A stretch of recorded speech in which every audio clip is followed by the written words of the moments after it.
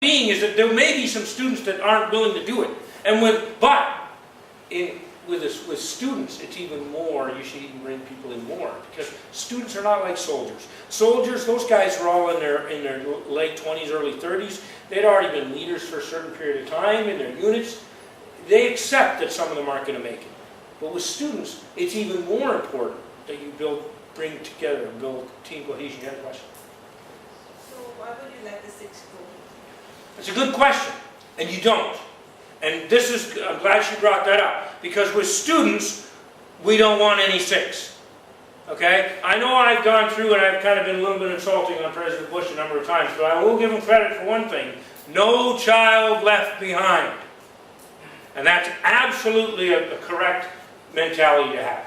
When you're talking about students, you don't write anybody off. And in the military, we don't write people off either, so I'm glad you asked that question. But what it is that some of them just can't do it to the level they have to be able to do it. Now, some of those guys come back and do the course a year later, and they're okay. Right? Some of them may find something else to do. You have to remember that in the military, you have to be careful when I give these examples. They don't translate exactly.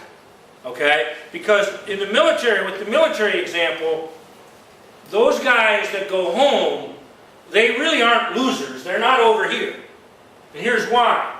They can still go back to their units and come back and do the course again a year later. That's one thing. They can decide not to pursue leadership. There are many technical options in the military available. You can become a skilled technician and get promoted on a level of skill where you don't necessarily use leadership. Right? You have technical skills. They can, if they've had enough time in the military and they decide they want to get out, they can take their skills and go get a job in the civilian world. So those 6 that went home, they haven't really lost anything. In some cases, and I had some of them tell me, they get out, some of those 6 that I remember, they left the military. And they said to me, it's the best thing that you did, because I really wasn't enjoying the career, and I'm kind of glad you sent me home, because I found a job that I'm happy with now. I'm in the computer world, or whatever it is that they're doing, and I'm happy. And this is what I really wanted. And I'm glad that you sent me home off that course. But with students, it's not the same. If a student loses, if you put a student here and they don't make that, now, if they don't make that in 3rd grade and you give them another chance to do it in 4th grade, that's probably okay. But if you write them off and say, this student isn't going to make it, you probably condemn them to lifetime failure.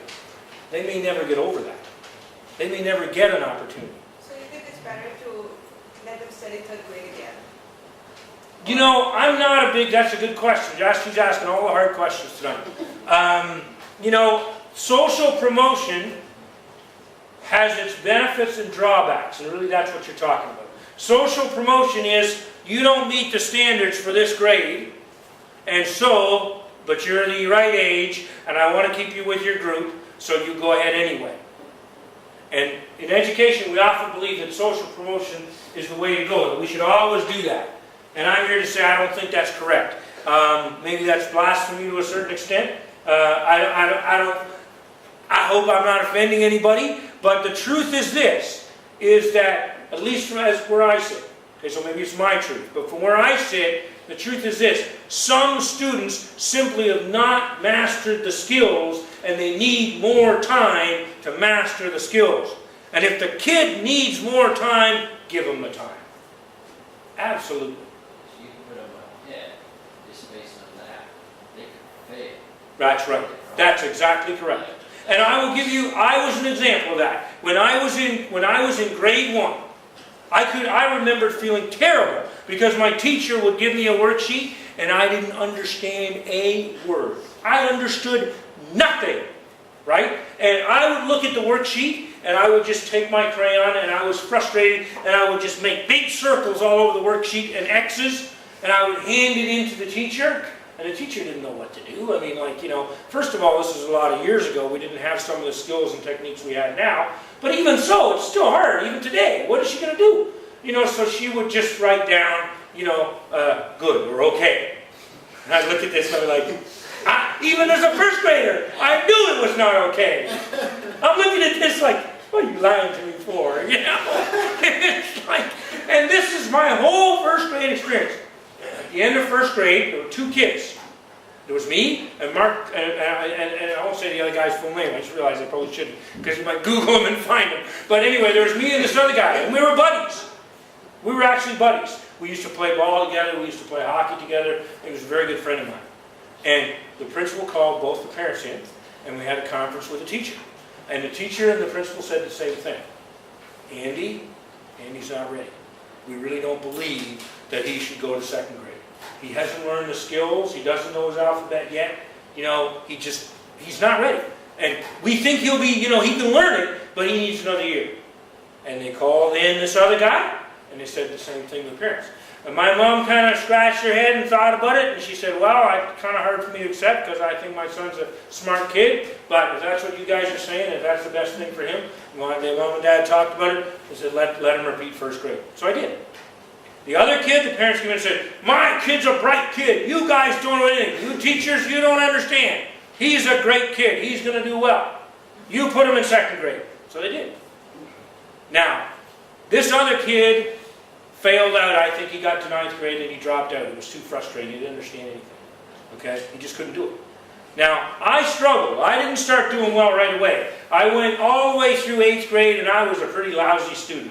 Except I did good in history. I did pretty good in social studies, but other than that, I tracked the curriculum.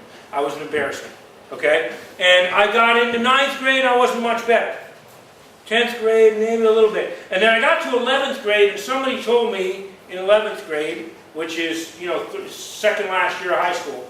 Okay? Actually, in that time in Canada, there was another year. You had an advanced year, so you could do 3 more years. Or 2 more after 11th grade. But anyway, in 11th grade, somebody told me, they said, you know, that if you want to go to university and you want to get a scholarship, they look at your last 3 years, which is 11th, 12th, and in those days we had a 13th grade. Okay, they don't have it anymore, but anyway, that was the 3 grades. They look at your last 3 years and they don't look at anything else to decide scholarships. Well, my parents weren't the richest in the world, and I'm like, if I'm going to university, I'm going to have to work, get a scholarship, maybe both, right? And so I thought, I guess I better do something. So I started working. Now in that year, I actually had an accident. I was almost killed in a car accident, so I missed 6 weeks of school. And then I got back to school, I missed 6 weeks, and I said, this is it, baby. If you're going to do it, you better do it now. So I started working, and I never looked back. I became a good student in 11th grade. I was trash up until then.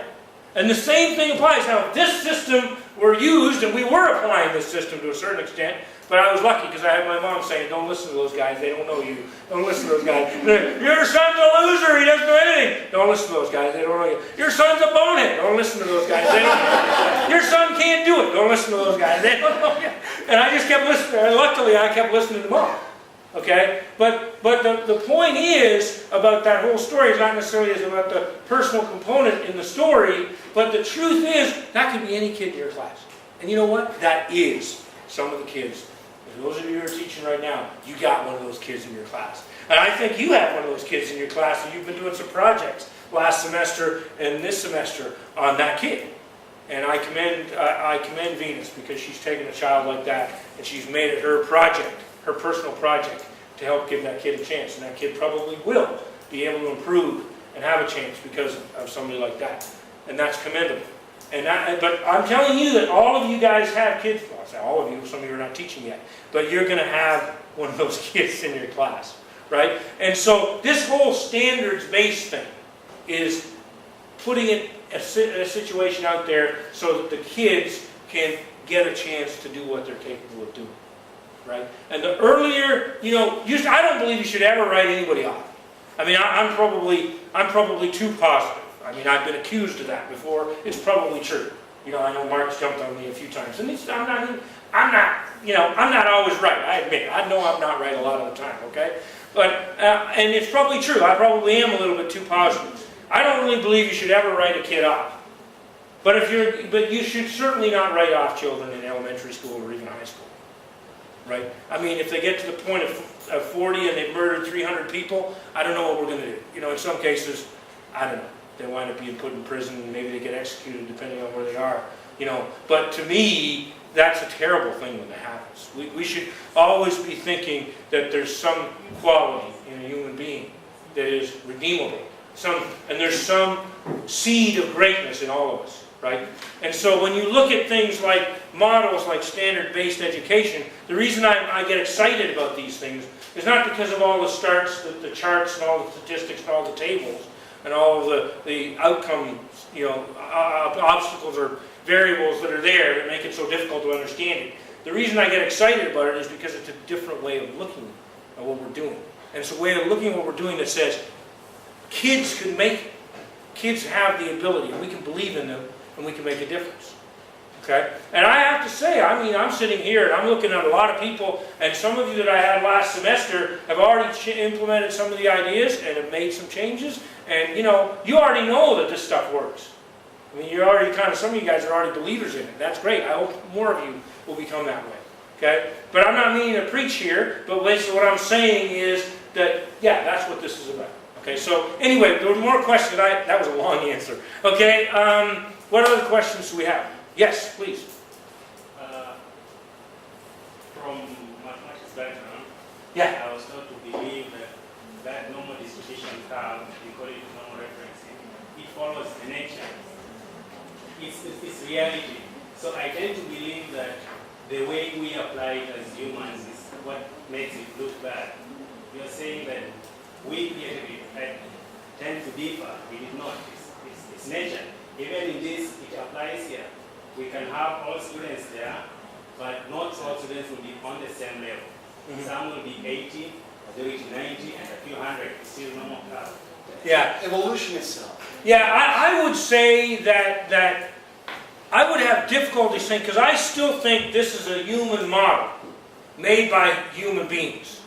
And I tend to go back to something President Kennedy said many years ago when he was talking about at that time was talking about literally what was about to become a war between the communist countries of the Eastern Bloc, which doesn't really even exist anymore, and the Western countries, namely the US and the UK, Canada, and so on.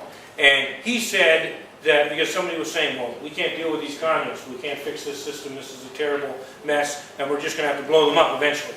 And Kennedy's answer to that was, he said, our problems are man-made, and they can be man-solved. And he said, we have to always remember that. And I think that's absolutely right. And I think that it's not, what you're saying is not wrong. This is a mirror of nature to a certain extent, but it's still our model.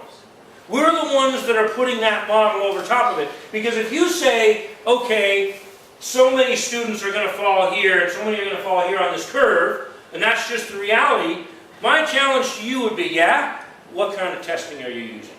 And somebody says, well, I'm using a standards-based test. Good. What intelligence is it measuring?